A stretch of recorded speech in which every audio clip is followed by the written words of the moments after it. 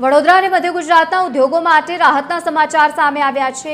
સાંસદ ડોક્ટર હેમાંગ જોશીની અધ્યક્ષતામાં મળેલી એરપોર્ટ સલાહકાર સમિતિની બેઠકના વિવિધ મુદ્દે ચર્ચા તેમાં કરવામાં આવી છે। આ બેઠકમાં જેમાં 1 મહિનામાં કાર્ગો સેવા શરૂ કરવાની જાહેરાત કરવામાં આવી છે। આ સુવિધાથી ફાર્મા અને જે પાવર સેક્ટર્સ છે તેમાં વિદેશી વેપાર વધુ સરળ બનશે।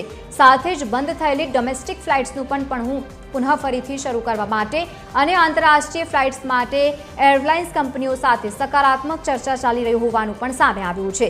રનવે તૈયાર હોવાથી આગામી સમયમાં વડોદરા એરપોર્ટ વિદેશી મુસાફરો માટે સજ્જ જોવા મળશે।